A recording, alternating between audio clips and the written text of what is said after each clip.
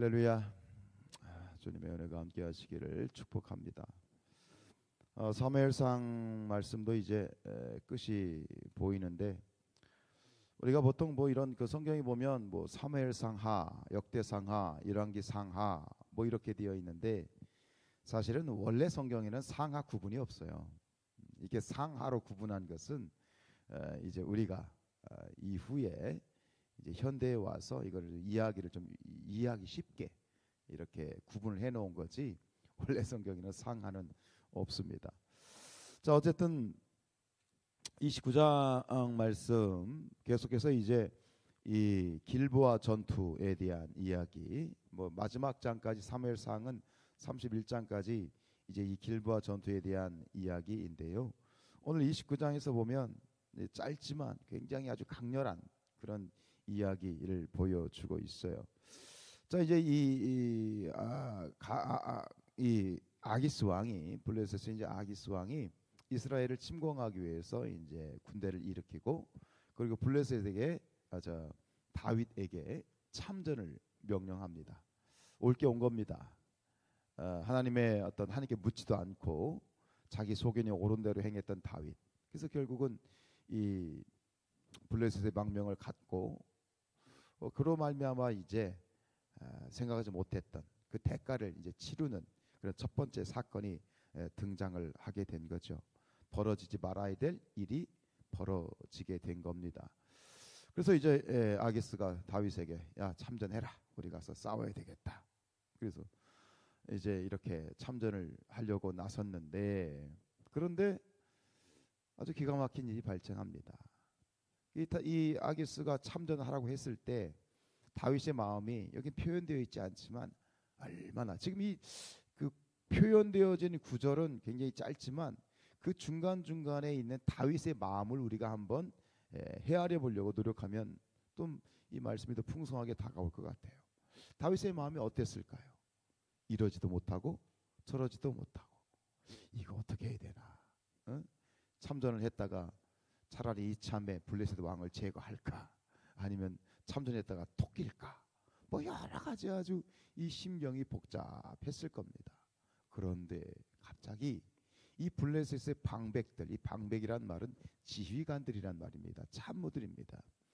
이 방백들이 갑자기 이구동성으로 아기스에게 따지는 겁니다. 아니, 왕이시여, 이게 저 사람 누굽니까? 다윗 아니냐? 아니, 다윗이 누군지를 알고 지금 이 전쟁에 참전을 시키셨습니까? 그러면서 막 따지는 겁니다. 안 됩니다. 큰일 납니다. 뒤에서 칼 꽂습니다. 이러면서 이제 이 아기스에게 이 다윗을 돌려보내라고 이렇게 지금 반대를 하는 거예요. 그러니까 이제 이 아기스가 지휘관들의 요청을 이제 수렴을 해서 결국은 다윗을 돌려보내게 되죠. 귀환을 명령하고, 그리고 다윗은 부하들과 함께 거처인 시글락으로 향하게 되는 것. 그것이 오늘 이야기 짧은 11절의 말씀인데요. 참 놀랍죠. 아주 절묘한 순간에, 기가 막힌 순간에 하나님이 간섭하십니다. 우리가 이러지도 못하고 저러지도 못하고, 이것은 이제 어떤 다윗의 실수 때문에 벌어진 일이긴 합니다만, 그것이 실수로 인해서 벌어진 일이든 어떤 누군가의 음해로 인해서, 모함으로 인해서, 중상모략으로 인해서 뭐 닥쳐 있는 상황이든, 이도 못하고 저도 못하고 이러지도 못하고 저러지도 못하고 사면초가의 상황 가운데 정말 속된 말로 죽을 맛 같은 그런 상황 가운데 처해 있을 때 있지요. 크고 작은 일들로 있어요. 말씀을 이렇게 준비하면서 저도 이러저러한 일들이 생각이 나더라고요. 정말 그냥 미치고 환장할 그런 상황. 어떤 누군가의 일방적인 누명 때문에, 일방적인 공격 때문에 참 한숨만 푹푹 쉬어지게 되는 그런 어떤 몇 가지 일들이 생각이 나더라고요. 근데 이 다윗에게 행하셨던 하나님의 이 절묘한 간섭처럼 저도 돌이켜 보니 하나님께서 간섭하시는데 하나님이 그 사람의 마음을 움직여 주시는 거예요. 하나님의 어떤 사람의 마음을 움직이셔서 전혀 이 상상하지 못했던 그런 일들이 결국은 나를 공격했던 그 사람의 입에서 나오게 하시는 거야. 이해가 되십니까? 오히려 나를 공격했던 그 사람이 나를 변호하게 만드는 그런 일들이 저도 있었더라고요. 오늘 이 다윗도 마찬가지죠. 다윗 하나님께 묻지 않고 블레셋에 망명을 하였던 그로 말미암아서 이제 이 길보아 전투에 투입이 되었고 이제 하나님의 이스라엘의 왕으로 기름 부음을 받았는데 왕이 자기 백성을 칼로 쳐야 되는 이런 동족상잔의 위기 가운데에서 결국 하나님께서 이 방백들, 이 블레셋의 방백들의 마음을 친히 움직이셔서 이런 진퇴양난, 진퇴유곡의 상황에서 그 위기에서 다윗을 건져 주셨습니다. 다윗의 심정 말할 수 없었을 것입니다. 그런데 이 아기스의 입에서 답을 주시죠. 오늘 7절에 보면 그러므로 이제 너는 평안히 돌아가서 블레셋 사람들의 수령들에게 거슬러 보이게 하지 말라. 거슬러 보인다는 건 뭐래요? 너 빨리 가라. 아니 그러면 너 죽는다 이 얘기입니다. 그런데 그 다음에 참 웃픈 그런 이야기를 합니다. 8절에 다윗이 뭐라고 얘기합니까? 다윗이 아기스에게 이르되 그렇습니까? 예 알겠습니다. 가겠습니다.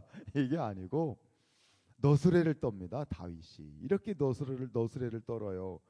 내가 무엇을 하였나이까? 내가 당신 앞에 오늘까지 있는 동안에 당신이 종에게서 무엇을 보셨기에 내가 가서 내 주 왕의 원수와 내 주 왕의 원수와 싸우지 못하게 하십니까? 이러면서 오히려 너스레를 떱니다.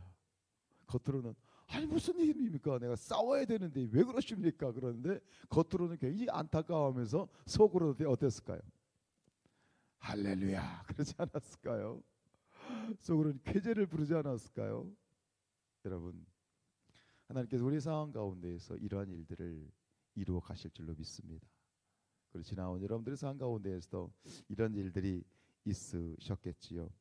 하나님께서 선택하신 그러한 사람들, 즉 하나님의 뜻하심 가운데 선포받은 사람들에게는 어떤 실수가 있다 할지라도 하나님께서는 그 실수 때문에 하나님의 뜻하신 그 하나님의 뜻하심이 절대로 변하지 않는다. 하나님의 선하신 뜻대로 모든 역사를 이루어 가시는 분이시다. 믿으시기 바랍니다. 에베소서 1장 11절에 모든 일을 그의 뜻의 결정대로 일하시는 이의 계획을 따라 우리가 예정을 입어 그 안에서 기업이 되었다. 우리는 실수투성이의 사람들이고 잘못할 수 있겠습니다만 여러분 나의 실수 너무 크게 보지 마시고 나를 선택하신 하나님을 보시기를 주님으로 축복합니다. 때로는 내 실수가 크게 보일 때가 있습니다. 참 비참하기도 하고 내가 이런 어떤 존재밖에 안 되는가 찌질해 보이기도 하고 그렇습니다만 그러나 내가 보는 내가 아니라 하나님이 보시는 나, 하나님이 나를 보아주시는 그런 하나님의 눈으로 보는 나를 진실된 나로 믿음으로 고백하면서 갔으면 좋겠습니다. 우리 선택하신 나를 부르신 하나님, 성경에 이 사도 바울이 얘기한 것처럼 우리가 감당하지 못한 그런 시험을 허락하지 아니하시고 또 우리가 시험 당할 때에 분명히 피할 길을 열어 주십니다.